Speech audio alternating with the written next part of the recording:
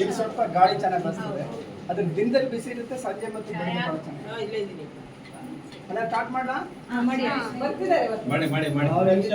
ಅಲ್ಲಿ ತನಕ ಇದೆಲ್ಲ ಗಾರ್ಡನ್ ಅಲ್ಲಿ ಇದು ಬರೋ ತನಕ ಇನ್ನೊಂದಕ್ಕಂಗೆ ನೋಡಿ. ನಾವೆಲ್ಲರೂ ಸಹ ಜನ್ಮಾಂತಗಳಿಂದ ಅವ್ರ ಬಲ್ಲ ಮಂದಿ ಸೇರ್ಕೊಡ್ಲಿ ಬಿಡಿ ಅಷ್ಟೇ. ನಾವೆಲ್ಲರೂ ಸಹ ಭಕ್ತಿ ಮಾಡಿದೀವಿ, ಈಗಲೂ ಕೂಡ ಭಕ್ತಿ ಮಾಡ್ತಿದ್ವಿ. ಭಕ್ತಿ ಯಾತಕ್ಕೋಸ್ಕರ ಮಾಡ್ತೀವಿ ಹೇಳ್ರಿ? ಕಾರಣ ಏನು? ಹೇಗೆ ನೀವು ಮನೆಯಲ್ಲಿ ಒಂದು ಮಾವಿನ ಗಿಡ ನೆಡ್ತೀರಿ, ನೆಟ್ ಕೂಡಲೇ ಫಲ ಕೊಡೋದಿಲ್ಲ, ಆದ್ರೂ ಕೂಡ ನೀರು ಹಾಕ್ತಿವಿ, ಗೊಬ್ಬರ ಹಾಕ್ತಿವಿ, ರಕ್ಷಣೆ ಮಾಡ್ತೀವಿ. ಯಾತಕ್ಕೆ? ಇವತ್ತೆಲ್ಲ ಬೆಳೀಲಿ, ಫಲ ಕೊಡ್ಲಿ ಅಂತ. ಹಾಗೆ ನಾವೆಲ್ಲ ಮಾಡಿರ್ತಕ್ಕಂಥ ಭಕ್ತಿಗೆ ಪ್ರತಿಫಲ ಆಧ್ಯಾತ್ಮಿಕ ಜ್ಞಾನ, ಆ ಜ್ಞಾನಕ್ಕೆ ಪ್ರತಿಫಲ ಸುಖ, ಶಾಂತಿ, ಗತಿ, ಸದ್ಗತಿ, ಮುಕ್ತಿ, ಜೀವನ್ಮುಕ್ತಿ. ಅದನ್ನು ಕೊಡ್ಲಿಕ್ಕೆ ಪರಮಾತ್ಮ ಶಿವನು ಸತ್ಯವಾಗಿಯೂ ಸಹ ಈ ಸೃಷ್ಟಿಗೆ ಬಂದ್ಬಿಟ್ಟು 90 ವರ್ಷಗಳಿಂದ ಜ್ಞಾನ ಹೇಳ್ತಿದ್ದಾರೆ. ಭಗವಂತನು ಈ ಆಧ್ಯಾತ್ಮಿಕ ಸಂಸ್ಥೆಯ ಮುಖಾಂತರ ಜಗತ್ತಿಗೆ ಯಾವ ಸತ್ಯ ಜ್ಞಾನ ಹೇಳಿದ ಅಂತ ವರ್ಣನೆ ಮಾಡಿದ್ದಾರೆ. ಇಲ್ಲಿ ಯಾವುದೇ ಜಾತಿ, ಮಠ, ಪಂಥ, ಧರ್ಮ, ದೇಶ, ಸ್ತ್ರೀ, ಪುರುಷ, ಹುಡುಗ, ಮುದುಕ, ಬಡವ, ಬಲ್ಲಿದ ಭಿನ್ನತೆ ಇಲ್ಲ. ವಿಶ್ವದ ಸರ್ವರು ಅರ್ಥ ಮಾಡಿಕೊಳ್ಳಲೇಬೇಕಾಗಿರ್ತಕ್ಕಂಥ ಆಧ್ಯಾತ್ಮಿಕ ಜ್ಞಾನ. ನೋಡಿ, ನಾವೆಲ್ಲ ಭಕ್ತಿ ಮಾಡುವಾಗ ಮೊದಲು ಶಿವನನ್ನು ಪೂಜೆ ಮಾಡ್ತೀವಿ ಲಿಂಗದ ರೂಪದಲ್ಲಿ, ಆಮೇಲೆ ನಾವೆಲ್ಲ ದೇವತೆಗಳನ್ನು ಪೂಜೆ ಮಾಡ್ತೀವಲ್ಲ. ಈಗ ದೇವತೆಗಳಿಗೆ ನಮ್ಮಂಗೆ ನಿಮ್ಮಂಗೆ ಶರೀರ ಐತಾ ಇಲ್ಲ? ಇದೆ. ಹಾಗಾದ್ರೆ ಯಾರಿಗೆ ಶರೀರ ಇದೆಯಲ್ಲ ಅವ್ರು ಆಕಾಶದಲ್ಲಿದ್ದಾರ? ನೆಲದ ಕೆಳಗಡೆ ಬದುಕಲಿಕ್ಕೆ ಸಾಧ್ಯ ಉಂಟಾ? ಭೌತಿಕ ದೇಹ ಇದೆ ಅಂದ್ರೆ ದೇಹದ ಜಗತ್ತು ಬೇಕೇ ಬೇಕು. ದೇವತೆಗಳು ಬೇರೆ ಯಾರು ಅಲ್ಲ, ನಾವೇ ಮನುಷ್ಯಾತ್ಮರು. ನಾವೇ ಮನುಷ್ಯಾತ್ಮಗಳು 5000 ವರ್ಷಗಳ ಹಿಂದೆ ಇದೇ ಭಾರತ ಭೂಮಿಯಲ್ಲಿ ದೈವಿ ಗುಣಗಳಿಂದ ಸಂಪನ್ನವಾಗಿದ್ವಿ. ಮನುಷ್ಯಾತ್ಮನಲ್ಲಿ ದೇವತಾ ಗುಣಗಳಿದ್ದಾಗ ಸೃಷ್ಟಿ ಸಂಪನ್ನ ಸಮೃದ್ಧವಾಗಿರುತ್ತೆ. ಅದಕ್ಕೆ ವೈಕುಂಠ ಸ್ವರ್ಗ ಅಂದ್ರೆ, ಸ್ವರ್ಗ ಅಂದ್ರೆ ಕಲ್ಪನೆಯಲ್ಲ, ಇದು ಮನುಷ್ಯಾತ್ಮಗಳ ಉನ್ನತವಾಗಿರ್ತಕ್ಕಂಥ ಸ್ಥಿತಿಗೆ ಸ್ವರ್ಗ ಅಂತ ಹೇಳಲಾಗುತ್ತೆ. ಹಾಗಾದ್ರೆ ಸತ್ಯುಗ ಮುಗಿಸಿ, ತ್ರೇತಾಯುಗ ಮುಗಿಸಿ, ದ್ವಾಪರಯುಗ ಮುಗಿಸಿ, ಈಗ ನಾವೆಲ್ಲಿದ್ದೀವಿ? ಕಲಿಯುಗ. ಹಾಗಾದ್ರೆ ಅಲ್ಲೂ ಮನುಷ್ಯರು, ಇಲ್ಲೂ ಮನುಷ್ಯರು, ಅಲ್ಲೂ ಪ್ರಕೃತಿ, ಇಲ್ಲೂ ಪ್ರಕೃತಿ. ಆದ್ರೆ ಪ್ರಕೃತಿ ಪ್ರದೂಷಣೆ, ಮನುಷ್ಯಾತ್ಮರಲ್ಲಿ ಅಶಾಂತಿ, ದುಃಖ, ಭೌತಿಕ ರೂಪದಲ್ಲಿ ಸಂಪತ್ತಿದೆ, ಆದ್ರೆ ಆಧ್ಯಾತ್ಮಿಕ ಸಂಪತ್ತಿ ಇಲ್ಲ. ಎಲ್ಲವೂ ಇದ್ರೂ ಕೂಡ ಜಗತ್ತು ಯಾವ ಕಡೆ ಹೋಗ್ತಾ ಇದೆ? ವಿನಾಶದ ಕಡೆಗೆ.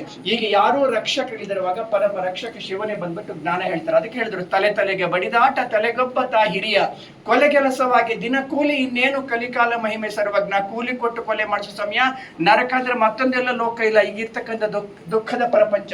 ಯಾರೂ ರಕ್ಷಕರಿರುವಾಗ ಪರಮ ರಕ್ಷಕ ಶಿವನೇ ಜಗತ್ತಿಗೆ ಬಂದ್ಬಿಟ್ಟು ಜ್ಞಾನ ಹೇಳ್ತಾರೆ. ಅದಕ್ಕೆ ಹೇಳಿದ್ರು, ಅಳಿಗಾಲ ಧರ್ಮಕ್ಕೆ ಬಳಿಸಾರೆ ಶಿವ ತಾನು, ಇಳೆಗೆ ಬಂದು ಸರಿಪಡಿಸಿ ಸಜ್ಜನರ ಉಳಿಸುವನು ಸರ್ವಜ್ಞ. ಧರ್ಮ ಕಳಿಗಾಲ ಬಂದಾಗ ರಕ್ಷಕರು ಯಾರು ಇಲ್ಲದಿರುವಾಗ ಶಿವನೇ ಈ ಸೃಷ್ಟಿಗೆ ಬರ್ತಾನಂತ ಈಗ ಅವನೇ ಬಂದ್ಬಿಟ್ಟು 90 ವರ್ಷಗಳಿಂದ ಜ್ಞಾನ ಹೇಳ್ತಾರೆ. ಹಾಗಾದ್ರೆ ಭಗವಂತ ಎಷ್ಟು ಶ್ರೇಷ್ಠನೋ ಅವನು ಕೊಡ್ತಕ್ಕಂಥ ಜ್ಞಾನ ಅಷ್ಟೇ ಶ್ರೇಷ್ಠ. ಆ ಜ್ಞಾನದಿಂದ ಮುಂದೆ ಬರ್ತಕ್ಕಂಥ ದಿನಗಳು ಅಷ್ಟೇ ಶ್ರೇಷ್ಠ. ದಿನ ಕಳೆದ್ಮೇಲೆ ದಿನ ಬರುತ್ತಾ ಇಲ್ವೋ?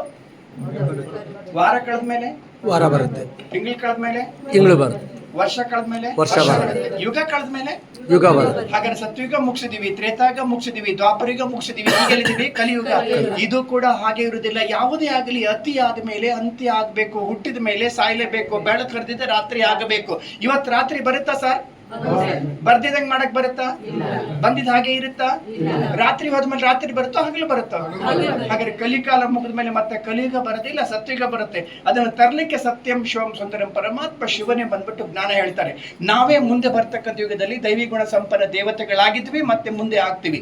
ಈಗ ನಾವೆಲ್ಲ ದೇವತೆಗಳಾಗಿದ್ದೆವು ಅಂತ ಹೇಳಿದ್ರೆ ಒಪ್ಕೊಳ್ಳೋದು ಕಷ್ಟನ ಸುಲಭನ ಸರ್? ಕಷ್ಟ ಕಷ್ಟ. ಬಹಳ ಕಷ್ಟನ ಸ್ವಲ್ಪ ಕಷ್ಟನ? ಸ್ವಲ್ಪ ಕಷ್ಟ, ತುಂಬಾ ಕಷ್ಟ. ನಾನು ನಿಮಗೆ ತುಂಬಾ ಸುಲಭ ಮಾಡ್ಲಾ? ನಮ್ಮೆಲ್ಲರಿಗೂ ಶರೀರ ಇದೆ. ಶರೀರಕ್ಕೆ ಜನ್ಮ ಕೊಡ್ಲಿಕ್ಕೆ ಯಾರು ಬೇಕು? ಅಪ್ಪ ಅಮ್ಮ. ಅಪ್ಪ ಅಮ್ಮನಿಗೆ ಶರೀರ ಇದೆ, ಅವ್ರಿಗೆ ಜನ್ಮ ಕೊಡ್ಲಿಕ್ಕೆ ಅವರಿಗೂ ಶರೀರ, ಜನ್ಮ ಕೊಡ್ಲಿಕ್ಕೆ ಹಾಗಾದ್ರೆ ಒಂದು ಮಾತು ಒಪ್ಕೊಂಡ್ರಿ, ನಾವು ಯಾವುದೇ ಅನಿಮಲ್ ಜನರೇಷನ್ ಅಲ್ಲ, ನಾವೆಲ್ಲ ಹ್ಯೂಮನ್ ಜನರೇಷನ್. ನಮಗಿಂತ ಹಿಂದಿನವರು ಮನುಷ್ಯರಲ್ಲ. ಹಾಗಾದ್ರೆ ನಮ್ಮ ಅಜ್ಜನ ಕಾಲ ಇತ್ತಲ್ರಿ, ಎಷ್ಟು ಚೆನ್ನಾಗಿತ್ತು, ಊರು ಎಷ್ಟು ಚೆನ್ನಾಗಿತ್ತು, ಜನ ಎಷ್ಟು ಒಳ್ಳೆರಿದ್ರು ಅಂತ ಹೇಳ್ತೀವಲ್ಲ. ಇದರ ಅರ್ಥ ಅದಕ್ಕಿಂತ ಹಿಂದೆ ಇನ್ನೂ ಚೆನ್ನಾಗಿದ್ರು, ಅದಕ್ಕಿಂತ ಹಿಂದೆ ಮತ್ತೂ ಚೆನ್ನಾಗಿದ್ರು. ಒಪ್ಕೊಂಡ್ರ? ಈಗ ನಾವು ಯಾವ ಯುಗದಲ್ಲಿ ಇದೀವಿ? ಇದೇ ಪ್ರಕಾರ ಹಿಂದಕ್ಕೆ ಹೋಗ್ರಿ ದ್ವಾಪರ ಯುಗ, ಇನ್ನು ಹಿಂದಕ್ಕೆ ಹೋಗ್ರಿ ತ್ರೇತಾಯುಗ, ಇನ್ನು ಹಿಂದಕ್ಕೆ ಹೋಗ್ರಿ ಸತ್ಯಯುಗದಲ್ಲಿ ನಾವೇ ಗುಣ ಸಂಪನ್ನರು. ಆದ್ರೆ ಹುಟ್ಟು ಸಾವು ಬರ್ತಾ ಇಷ್ಟು ಮರ್ತಿದ್ದೇವೆ.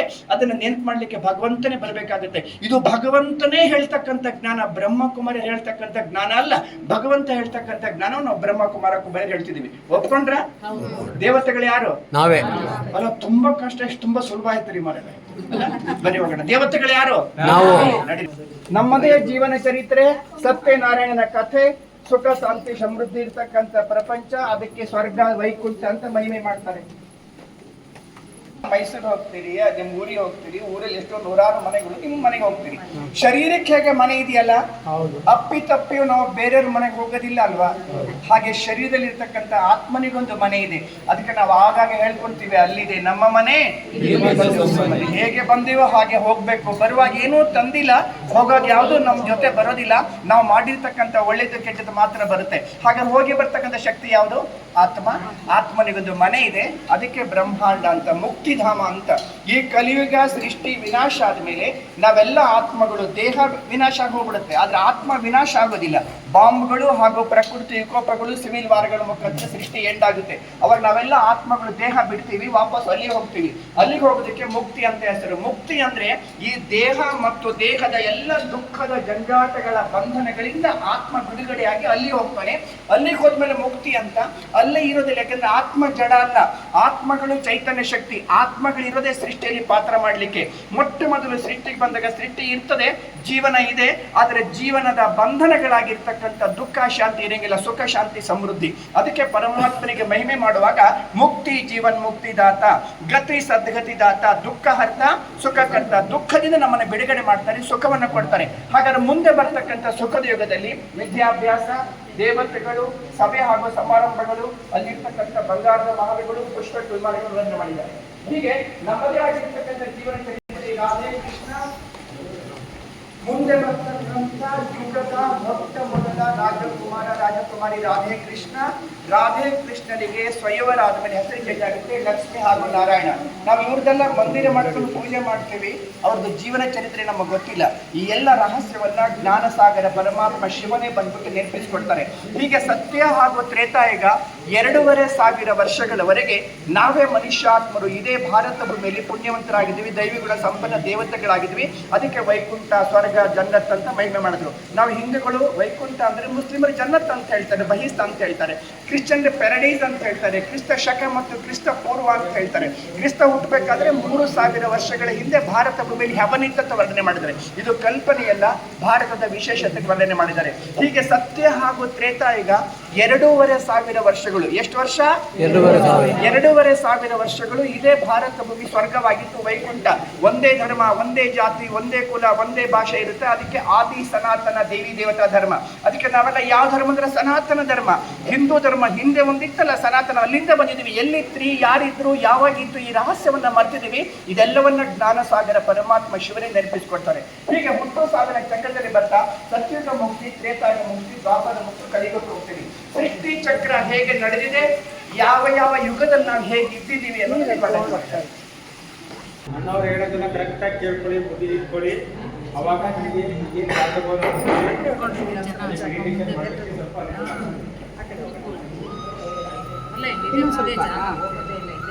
ಸರ್ವಶ್ರೇಷ್ಠ ಜ್ಞಾನ ಪರಮಾತ್ಮ ಶಿವನೇ ಹೇಳ್ತಕ್ಕಂಥ ಸತ್ಯನಾರಾಯಣನ ಕಥೆ, ಅಮರ ಕಥೆ. ಇದನ್ನ ಒಂದು ಸಾರಿ ಕೇಳಿದ್ರೆ ಸಾಕು, ಜನ್ಮ ಜನ್ಮಾಂತರದ ಪಾಪ ಕರ್ಮಗಳಿಂದ ಮುಕ್ತರಾಗ್ತೀವಿ. ಹೀಗೆ ಸತ್ಯ ಹಾಗೂ ತ್ರೇತಾಯುಗದಲ್ಲಿ ಗುಣಸಂಪನ್ನ ಆಗಿರ್ತಕ್ಕಂಥ ದೇವತೆಗಳು ಹುಟ್ಟು ಸಾವಿನ ಚಕ್ರದಲ್ಲಿ ಬರ್ತಾ ದ್ವಾಪರಯುಗಕ್ಕೆ ಬಂದಾಗ ಅರ್ಧಕದ ಶಕ್ತಿ ಕಡಿಮೆ ಆಗುತ್ತೆ. ಹೇಗೆ ನೀವು ಹೊಸ ಬಟ್ಟೆ ಉಟ್ಕೊಳ್ತೀರಿ, ಉಪಯೋಗ ಮಾಡ್ತೀರಾ ಅಂತದೆ. ಮೊಬೈಲ್ ಚಾರ್ಜ್ ಮಾಡ್ತೀರಿ, ಉಪಯೋಗ ಮಾಡ್ತಾ ಖಾಲಿ ಆಗುತ್ತೆ. ಬೆಳಕು ಹರಿದಿದೆ, ಮಧ್ಯಾಹ್ನ ಸಂಜೆ ರಾತ್ರಿ ಆಗುತ್ತೆ. ಬೆಳಗ್ಗೆ ತಣ್ಣಗಿರುತ್ತೆ, ಹಾಗೆ ಇರ್ಬೇಕಂದ್ರೆ ಇಡೀ ದಿನ ಹಾಗೆ ಇರುತ್ತೇನು? ಹುಟ್ಟಬೇಕಾದ್ರೆ ಹೀಗೆ ಇದ್ದೀರಾ? ಬಾಲ್ಯ, ಹುಡುಗ, ಯವನ, ಪ್ರೌಢ, ವೃದ್ಧ, ಮರಣ ಆಗುತ್ತೆ. ನಾವು ಯಾಕೆ ಅಂತ ಪ್ರಶ್ನೆ ಮಾಡೋದಿಲ್ಲ. ಸೃಷ್ಟಿಗೆ ತನ್ನದೇ ಆಗಿರ್ತಕ್ಕಂಥ ನಿಯಮಗಳಿದೆ. ಹೀಗೆ ನಾವೆಲ್ಲ ಆತ್ಮಗಳು ಆ ಪರಮಧಾಮದಿಂದ, ಬ್ರಹ್ಮ ಮಹಾತತ್ವದಿಂದ ಸೃಷ್ಟಿಗೆ ಬಂದಾಗ ಹುಟ್ಟು ಸಾವಿನ ಚಕ್ರದಲ್ಲಿ ಬರ್ತಾ ಆತ್ಮಗಳ ಶಕ್ತಿ ಕಡಿಮೆ ಆಗುತ್ತೆ. ಸತ್ಯುಗದಲ್ಲಿ 100% ಪ್ಯೂರು ಮನುಷ್ಯಾತ್ಮ ಶಕ್ತಿಶಾಲಿ ಇರೋದ್ರಿಂದ ಇಡೀ ಸೃಷ್ಟಿ ಪಂಚತತ್ವಗಳು ಸಂಪನ್ನವಾಗಿರುತ್ತೆ. ಅದಕ್ಕೆ ಸತ್ಯಯುಗ ಅಂತ ಹೇಳಿದ್ರು. ಸುಖದ ಪ್ರಪಂಚ, ಯಾವುದೇ ದುಃಖ ಶಾಂತಿ ಇರಲಿಲ್ಲ, ಪರಸ್ಪರ ಕಲಹ ಕ್ಲೇಶಗಳಿರೋದಿಲ್ಲ. ಯಾವಾಗ ಸತ್ಯ ತ್ರೇತಾಯುಗದಲ್ಲಿ ಮನುಷ್ಯಾತ್ಮ ದೇಹದಲ್ಲಿದ್ರು ಕೂಡ ಆತ್ಮಸ್ಮೃತಿ ಜಾಗೃತವಾಗಿರುತ್ತೆ. ಅದಕ್ಕೆ ಸರ್ವಗುಣ ಸಂಪನ್ನ, ಸೋಲಾಕಲ ಸಂಪೂರ್ಣ ನಿರ್ವಿಕಾರಿ ಅಂತ ಮಹಿಮೆ ಮಾಡಿದ್ರು. ತ್ರೇತಾಯುಗಕ್ಕೆ ಬಂದಾಗ ಶ್ರೀರಾಮ ಸೀತೆಯ ರಾಜ್ಯ 14 ಕಲಾ ಸಂಪನ್ನ, ಅಲ್ಲೂ ಸುಖ ಶಾಂತಿ ಸಮೃದ್ಧಿ ಇತ್ತು. ಮನುಷ್ಯಾತ್ಮನಿಗೆ ದೇಹದಲ್ಲಿದ್ದರೂ ಕೂಡ ಆತ್ಮಸ್ಮೃತಿ ಜಾಗೃತವಾಗಿತ್ತು, ಅದಕ್ಕೆ ಸಮೃದ್ಧವಾಗಿದ್ವಿ. ಯಾವಾಗ ದ್ವಾಪರಯುಗಕ್ಕೆ ಬರ್ತೀವೋ ಅವಾಗ 33 ಕೋಟಿ ಆತ್ಮಗಳು ಮೇಲಿಂದ ಸೃಷ್ಟಿಗೆ ಬರ್ತಾರೆ. ಅದಕ್ಕೆ ಶಾಸ್ತ್ರಕಾರರು 33 ಕೋಟಿ ದೇವತೆಗಳ ರೂಪದಲ್ಲಿ ವರ್ಣನೆ ಮಾಡಿದ್ರು. ದ್ವಾಪರಿಗೆ ಬಂದಾಗ 50% ಎನರ್ಜಿ ಕಡಿಮೆ ಆಗುತ್ತೆ. ಅವಾಗ ಆತ್ಮಸ್ಮೃತಿ ಮರ್ತೋಗ್ಬಿಡುತ್ತೆ. ಮನುಷ್ಯ ಆತ್ಮ ದೇಹದ ಅಭಿಮಾನಕ್ಕೆ ವಶ ಆಗ್ತೀವಿ. ಯಾವಾಗ ದೇಹದ ಅಭಿಮಾನಕ್ಕೆ ವಶ ಆಗ್ತೀವೋ ಆವಾಗ ಕಾಮಕ್ರೋಧಗಳಿಗೆ ಸಿಕ್ಕಾಕೊಳ್ತೀವಿ, ಅವಾಗ ದುಃಖ ಶುರುವಾಗುತ್ತೆ. ಯಾವಾಗ ದುಃಖ ಶುರುವಾಗುತ್ತೋ ಆಗ ಮನುಷ್ಯ ಮಾರ್ಗ ಬರ್ತಾನೆ, ಅವಾಗ ಭಕ್ತಿ ಸ್ಟಾರ್ಟ್ ಆಗುತ್ತೆ. ಮೊದಲ ಭಕ್ತಿ ಪರಮಾತ್ಮ ಶಿವನನ್ನ ಲಿಂಗದ ರೂಪದಲ್ಲಿ ಪೂಜೆ ಮಾಡ್ತಾರೆ. ಮೊದಲ ಜ್ಯೋತಿರ್ಲಿಂಗ ಅಂದ್ರೆ ಸೋಮನಾಥ ಮಂದಿರ. ಹೇಳ್ತಾರಲ್ಲ, ಸೌರಾಷ್ಟ್ರೆ ಸೋಮನಾಥಂಚೆ ಶ್ರೀಶೈಲ್ಯ ಮಲ್ಲಿಕಾರ್ಜುನ 12 ಜ್ಯೋತಿರ್ಲಿಂಗ. ಮೊದಲ ಜ್ಯೋತಿರ್ಲಿಂಗ ಅಂದ್ರೆ ಸೋಮನಾಥ ಮಂದಿರ. ಇಲ್ಲಿ 2 ಶಬ್ದ ಹೇಳ್ತಾರೆ, ಜ್ಯೋತಿ ಹಾಗೂ ಲಿಂಗ. ಪರಮಾತ್ಮ ಹೇಗಿದ್ದಾನೆ? ಜ್ಯೋತಿ. ಆ ಜ್ಯೋತಿಯನ್ನ ಭೌತಿಕ ಚಕ್ಷುಗಳಿಗೆ ನೋಡ್ಲಿಕ್ಕೆ ಬರೋದಿಲ್ಲ, ಅದನ್ನ ನೋಡಿ ಪೂಜೆ ಮಾಡ್ಲಿಕ್ಕೆ ಲಿಂಗ ಮಾಡ್ಕೊಂಡ್ವಿ. ಲಿಂಗ ಅಂದ್ರೆ ಸಂಸ್ಕೃತ ಶಬ್ದ, ಲಿಂಗ ಅಂದ್ರೆ ಸಿಂಬಲ್ ಅಂತ.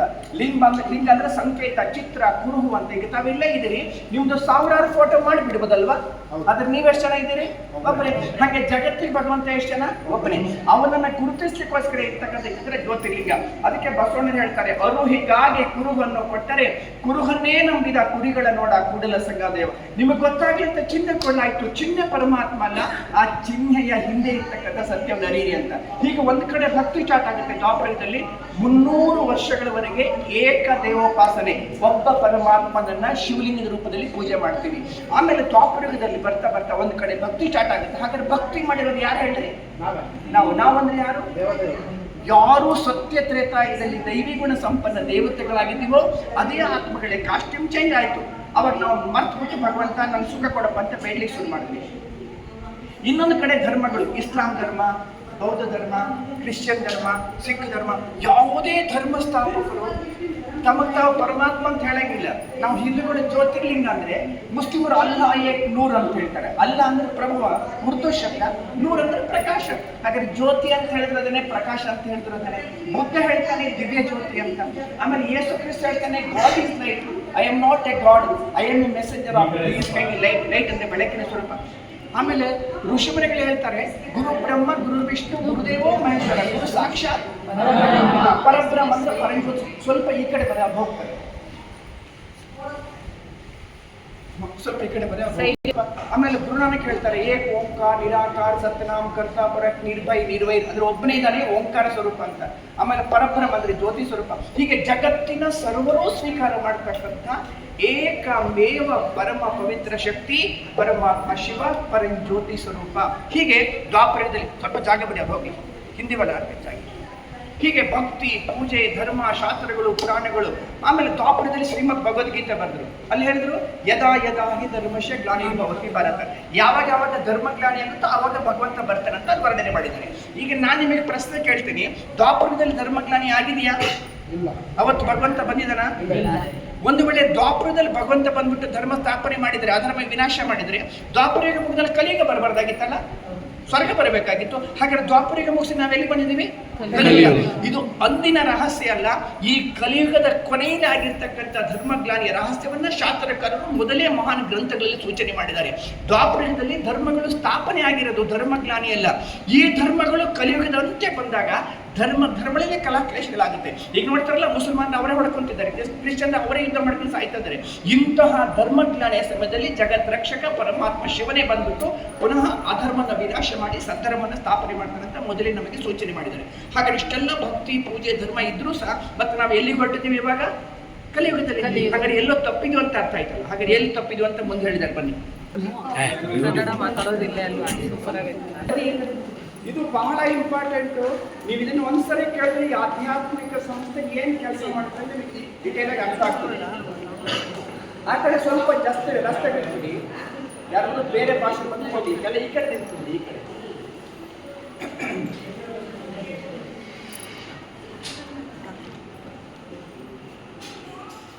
ಹೀಗೆ ಸತ್ಯ ತ್ರೇತಾಯುಗದಲ್ಲಿ ನಾವೆಲ್ಲ ಗುಣಸಂಪನ್ನ ದೇವತೆಗಳು, ದ್ವಾಪರಯುಗದಲ್ಲಿ ಭಕ್ತಿ, ಪೂಜೆ, ಧರ್ಮಗಳು, ಕಲಿಯುಗದಲ್ಲಿ ಎಲ್ಲವೂ ಇದ್ರೂ ಕೂಡ ಜಗತ್ತು ವಿನಾಶಕ್ಕೆ ಹೋಗ್ತಾ ಇದೆ. ಅದಕ್ಕೆ ಕಲಿಕಾಲ ಬರುತ್ತೆ ಅನ್ನೋದನ್ನ ಭಾರತೀಯ ಮಹಾನ್ ಗ್ರಂಥಗಳಾಗಿರ್ತಕ್ಕಂಥ ಶ್ರೀಮದ್ ಭಗವದ್ಗೀತೆ ಮತ್ತು ಮಹಾಭಾರತ ವರ್ಣನೆ ಮಾಡಿದ್ದಾರೆ. ಕೇವಲ ಇದು ಭಾರತಕ್ಕಷ್ಟೇ ಅಲ್ಲ, ಇಡೀ ಜಗತ್ತಿಗೆ ಬೇಕಾಗಿರ್ತಕ್ಕಂಥ ಮಹಾನ್ ಗ್ರಂಥಗಳು.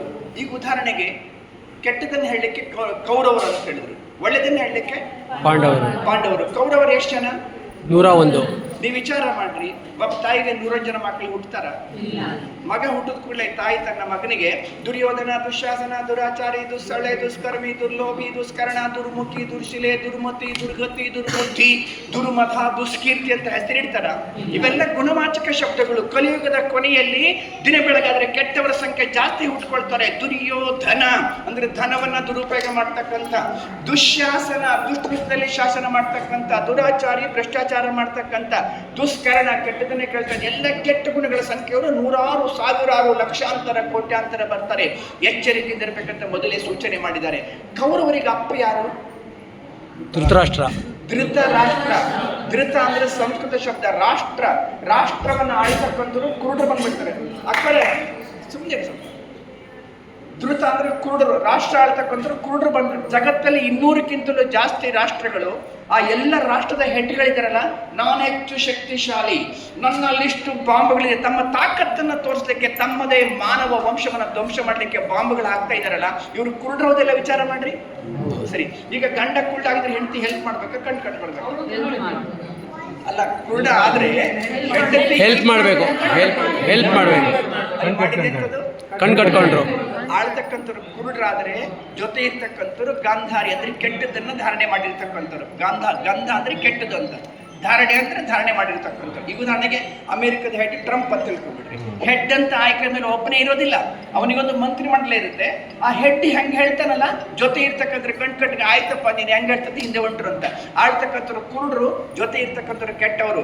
ಕುರುಡರು ಮತ್ತು ಕೆಟ್ಟವರು ಅವರಿಂದ ಹುಟ್ಟಿರ್ತಕ್ಕಂಥ ವಿಚಾರಗಳು ಯಾವುದು? ದುರ್ಯೋಧನ, ದುಶ್ಯಾಸನ. ಹೀಗೆ ಜಗತ್ತಲ್ಲಿ 200ಕ್ಕಿಂತಲೂ ಜಾಸ್ತಿ ರಾಷ್ಟ್ರಗಳು. ಆ ಎಲ್ಲ ರಾಷ್ಟ್ರಗಳ ಮುಖಂಡರುಗಳ ಗತಿ ಹಿಂಗಾಗೈತೆ. ಇಂಥ ಸಮಯಕ್ಕೆ ಬಂದಾಗ ಕಲಿಯುಗ ಅಂತ ವರ್ಣನೆ ಮಾಡಿದ್ರು. ಹಾಗಾದ್ರೆ ಕೆಟ್ಟ ಕಾಲದಲ್ಲಿ ಒಳ್ಳೆಯವರು ಇಲ್ವಾ?